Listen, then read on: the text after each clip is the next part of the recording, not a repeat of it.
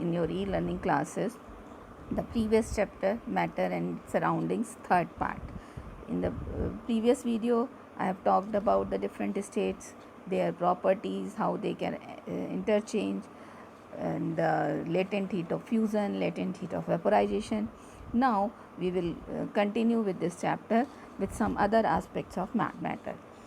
One thing which I will again tell you again, that Kelvin is the SI unit of temperature, and kelvin का जो scale होता है that is equivalent to 0 degree of centigrade is equivalent to the 273 degree के.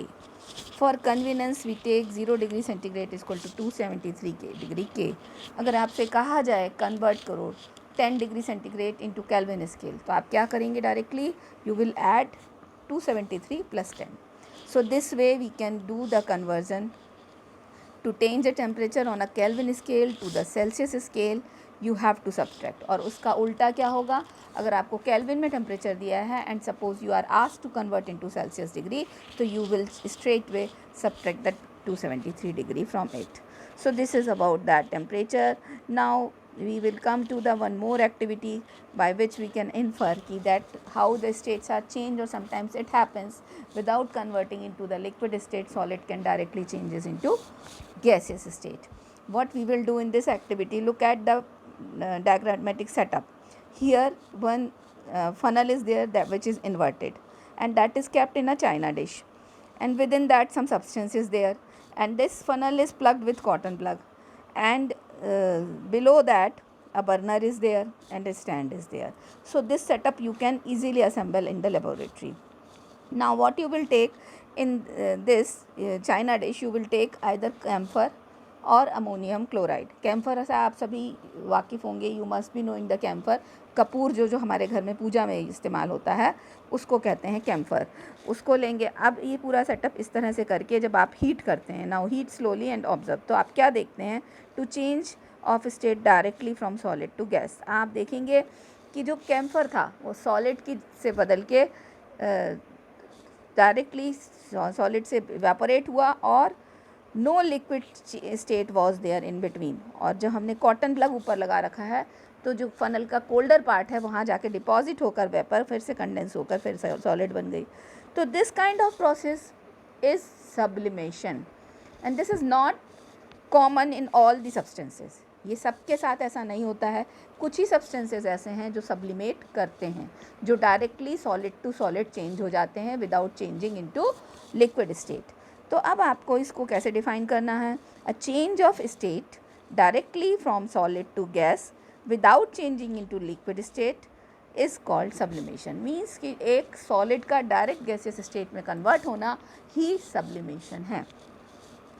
सो this you have seen, and some more examples I can quote. Naphthalene balls जो आप लोग घर में देखते हैं, उनमें कभी आपने देखा है, आपने जब अगर वुलन क्लॉथ्स के साथ रखा है कि कहीं कोई लिक्विड स्टेट बनी, आपकी नेप्थलीन बॉल एकदम एबॉलिश हो जाएगी, क्योंकि वो डायरेक्टली क्या करती है? वेपर स्टेट में आ जाती है.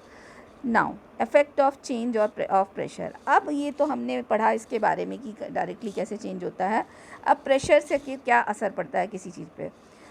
Difference in various states of matter is due to the difference in the distances between the constituent particles. अब जो दो डिफरेंस होता है किसी भी मैटर की डिफरेंट स्टेट्स में, जो उनके कॉन्स्टिट्यूएंट पार्टिकल्स हैं उनके कारण होता है. What will happen when we start putting pressure and compress a gas. अगर हम कुछ प्रेशर किसी चीज़ के ऊपर अप्लाई करते हैं और गैस को कंप्रेस करते हैं in enclose cylinder, will the particles come closer. क्या पार्टिकल्स पास पास आएंगे? Do you think that increasing और decreasing the pressure can change the state of matter. क्या आपको लगता है कि ऐसा करने से कि उस स्टेट का मैटर का स्टेट चेंज हो जाएगा? Applying pressure and reducing temperature can liquefy gases. अब आप ये देखिए, here 3 cylinders are taken and 1 piston is there, and then they are pressing. इसके अंदर नीचे मैटर है. Now what will happen? Applying pressure and reducing temperature can liquefy gases को liquefy करके लिक्विड में बदल देता है. अगर क्योंकि गैस के मॉलिक्यूल काफ़ी दूर दूर वाइड स्प्रेड हैं, अब जब हमने उसके ऊपर प्रेशर अप्लाई किया तो दे विल कम क्लोजर. जब वो पास आ जाते हैं तो they can convert into liquid state. और ये एक बहुत बड़ा बेनिफिट है. इस तरीके से हम कुछ गैसेस को लिक्विफाई भी कर सकते हैं. Have you heard of solid carbon dioxide? आपने कभी किसी जूनियर क्लासेस में सॉलिड कार्बन डाइऑक्साइड के बारे में सुना होगा. It is stored under high pressure. तो कार्बन डाइऑक्साइड को अधिक प्रेशर पे कंप्रेस करके हम सॉलिडिफाई कर लेते हैं और सॉलिड कार्बन डाइऑक्साइड हमारे पास होती है. Solid carbon dioxide gets converted directly to gaseous state. अब ये जो सॉलिड कार्बन डाइऑक्साइड है वो डायरेक्टली किस में कन्वर्ट हो जाती है? गैसियस स्टेट में.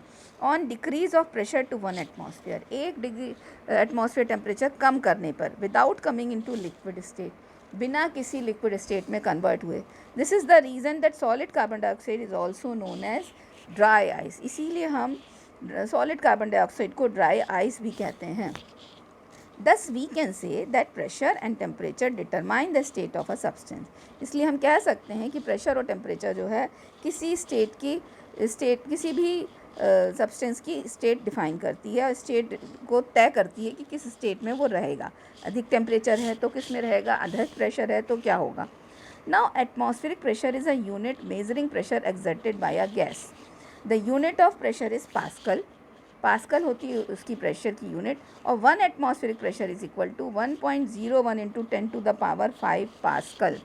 The pressure of air in atmosphere is called atmospheric pressure. The atmospheric pressure at sea level is 1 atmosphere and is taken as a normal atmospheric pressure. Sea level पे जो atmospheric pressure होता है उसको हम normal atmospheric pressure मानते हैं और वो कितने के बराबर होता है? 1.01 into 10⁵ pascal. So this is about that. Now as I discussed you that we can convert the temperature.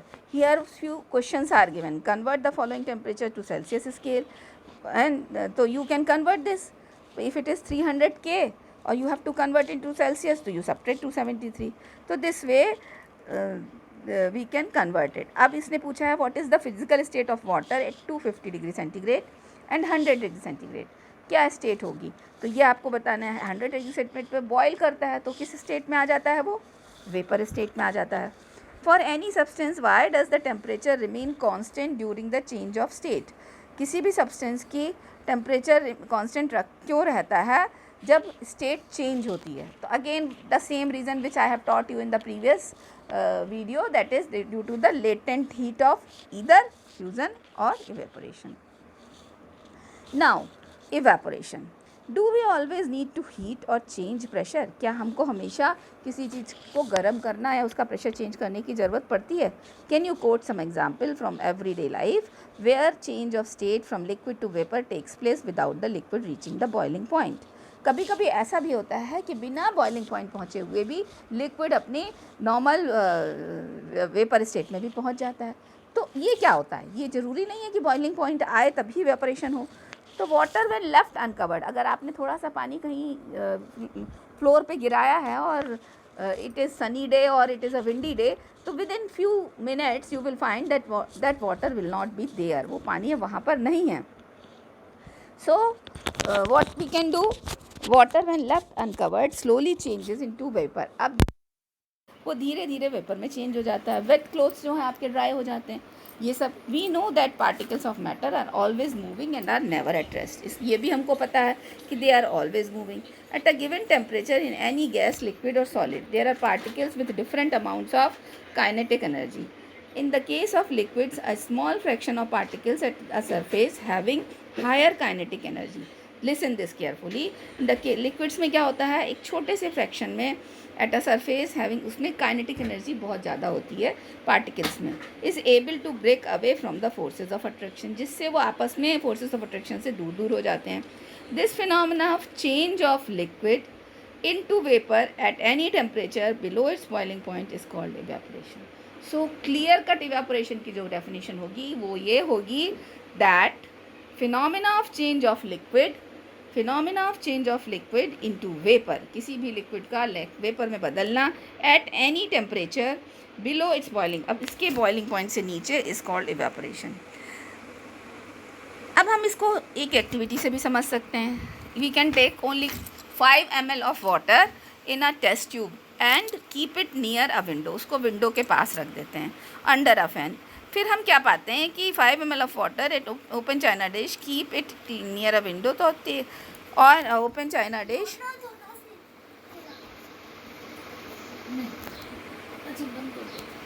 5 ml हमने विंडो के पास रखा and 5 ml we have kept it near the cupboard और शेल्फ.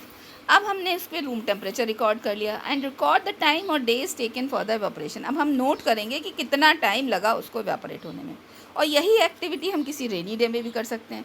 तो हमको क्या देखने को मिलता है, जो ओपन स्पेस पे है वो जल्दी इवेपोरेट हो गया, जो कबर्ड के अंदर है उसने ज़्यादा टाइम लिया, और रेनी डेज़ में और भी ज़्यादा टाइम लिया. तो ये इफेक्ट है टेम्परेचर और ह्यूमिडिटी का, जिसकी वजह से इवेपोरेशन की रेट अफेक्टेड रहती है. So we can infer, we know that evaporation is a surface phenomena. It is a surface area is increased, the rate of evaporation increases. rate of evaporation जो है वो बढ़ जाती है. For example by putting clothes for drawing, जब हम सूखने रखते हैं तो वी आर स्प्रेडिंग दैम, तो उससे उसका एरिया ज़्यादा बढ़ने से उसकी रेट ऑफ इवेपोरेशन बढ़ गई. अगर टेम्परेचर इंक्रीज़ किया तो रेट ऑफ इवेपोरेशन बढ़ गई. इफ़ ह्यूमिडिटी इज़ इंक्रीज तो रेट ऑफ इवेपोरेशन कम हो जाएगी.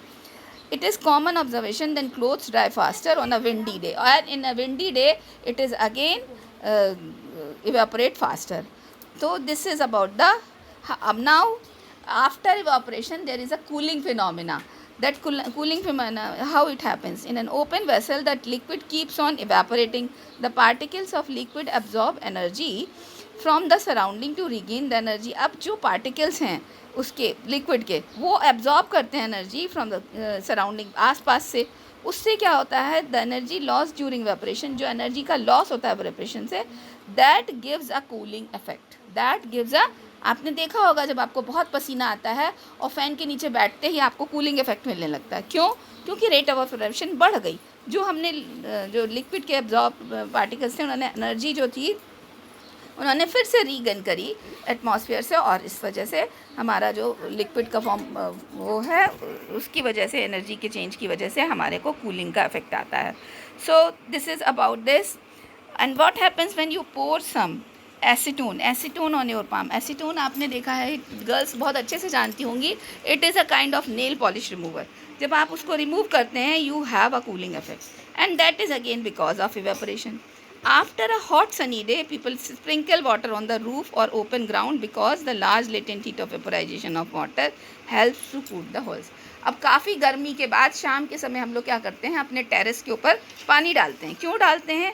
क्योंकि जो large latent heat of vaporisation थी वो उसको ठंडा कर देगी. And can you cite some more examples from daily life? और भी बहुत सारे एग्जाम्पल्स हैं जिसको आप सोच सकते हैं और हमें बता सकते हैं. अब हम लोग वाइट कॉटन क्लोथ्स भी पहनते हैं समर में. We perspire more because of mechanism of our body which keeps us cool. We know that during evaporation the particles at the surface of the liquid gain energy from the surroundings or body surface and change into vapor. change हो गया. the heat energy equal to the latent heat of evaporation is absorbed. जितनी की latent of heat of vaporization थी उस liquid के लिए उतनी ही absorb कर ली जाती है from the body, leaving the body cool, जिससे body ठंडी हो जाती है. Cotton being a good absorber of water helps in absorbing the sweat and exposing it to atmosphere for easy evaporation. जिससे कि कॉटन बहुत अच्छा एब्जॉर्ब होने के कारण उसे एब्जॉर्ब कर लेता है स्वेट को और हमारी बॉडी को छोड़ देता है फिर से और स्वेट एब्जॉर्ब करने के लिए. तो इसलिए हम कॉटन के वाइट क्लोथ्स पहनते हैं. Why do we see droplets on the outer surface of a glass containing ice cold water? अब हमने आइस कोल्ड वाटर अगर किसी ग्लास में लिया पर उसके बाहर हमें क्या दिखती हैं, वाटर की ड्रॉप्स दिखती हैं. क्यों दिखती हैं? क्योंकि जो एयर में वाटर वेपर है वो कंडेंस होकर उस ग्लास पे डिपॉजिट हो जाती है, इसलिए हमको वो दिखती है.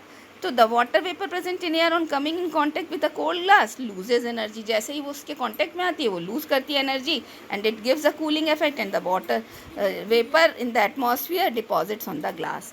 सो in this way we have learn about the evaporation and how it is done and all that. Now we will meet in the next video for the next time.